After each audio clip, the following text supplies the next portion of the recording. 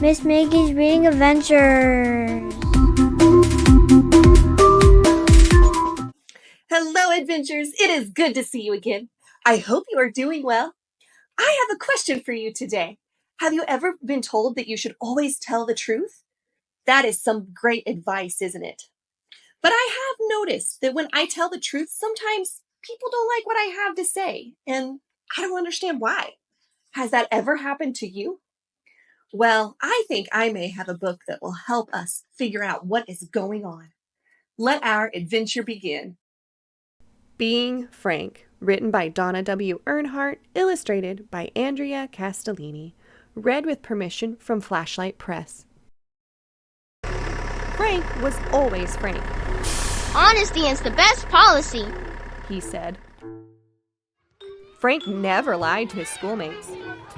Your freckles remind me of the Big Dipper, he told Dottie. Dottie pulled her hood over her face.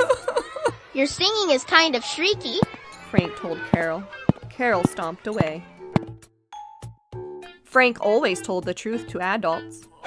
Your breath smells funny, he told his teacher, Miss Zaroma. She sent Frank to the principal's office. Your toupee looks like my pet weasel, he told Principal Wiegans. Mr. Wiegans called Frank's mom. You wouldn't get so many wrinkles if you didn't glare at me like that, Frank told his mom on the way home. And by the way, you're speeding.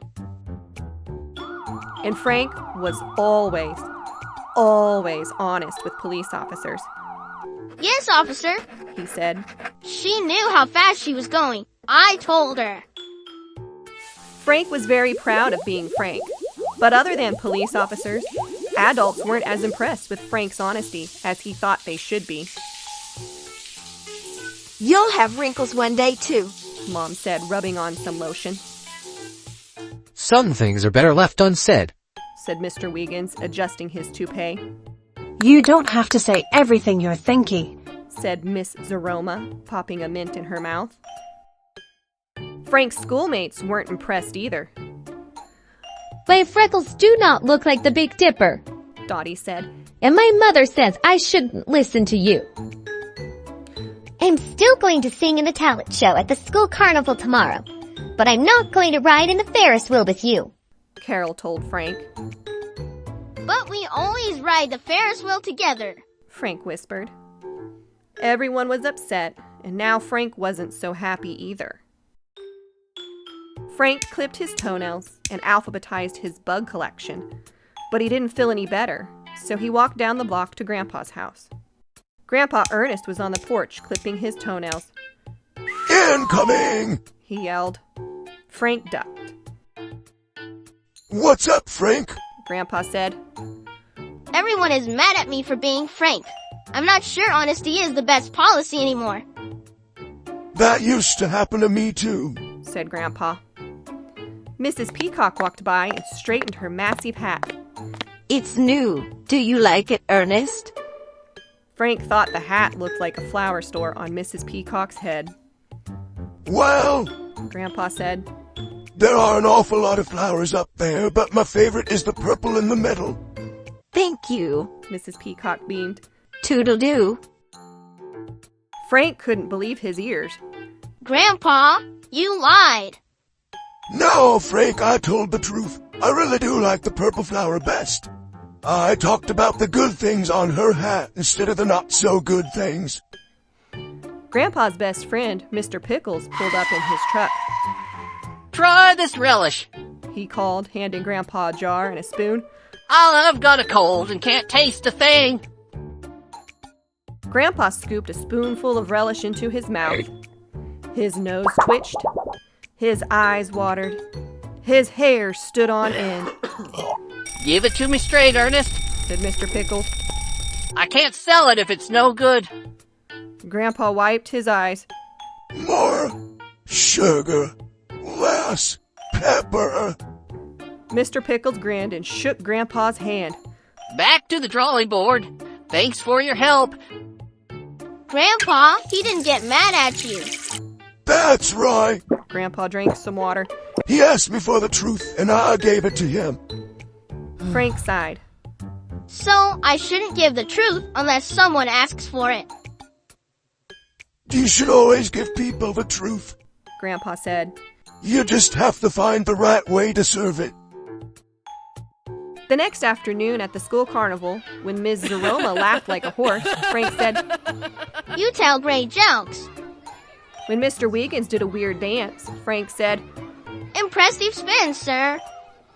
When Frank saw Dottie, he said, I like dots better than squares.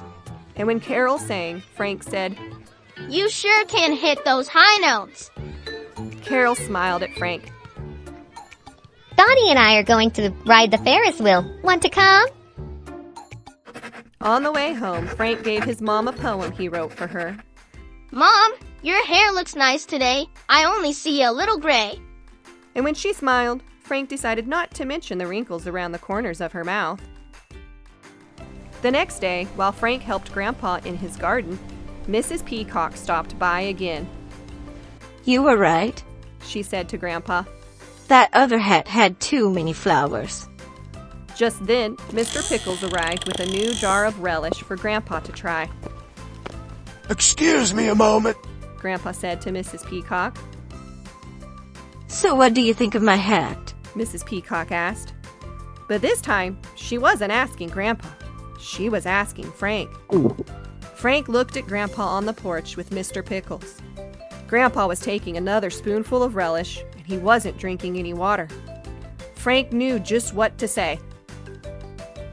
I've never seen a hat like that before. It must be one of a kind. Thank you. Mrs. Peacock beamed. Toodle-doo. so how is it being Frank today? Grandpa asked. Well, Grandpa, I still think honesty is the best policy. Said Frank. But now I know it's best served with more sugar. And less pepper. Wow, that was a great story. And I sure have learned a good lesson. I have felt like Frank before when I put myself in the shoes of those he talked to. I can see how our words matter. Telling the truth is important, and we should always tell the truth. But we don't have to hurt others when we tell the truth. We can add a little sugar when speaking to others. Remember that our words can be like sugar or pepper, and we should choose what we say carefully. We want to build people up, not tear them down with bitter words, just like Frank learned to do. Well, as we come to an end of another adventure, I wanted to remind you to help spread word of our adventures far and wide by liking the video and subscribing for free so you can know when our next adventure will be. Also, I love hearing from you, so head to the social media links in the description and let me know what books you are reading and what book you would like to hear next. When it is chosen, I will give you a shout out at the end of the video, and you will also receive an official Reading Adventurers bookmark as well. See you at our next adventure.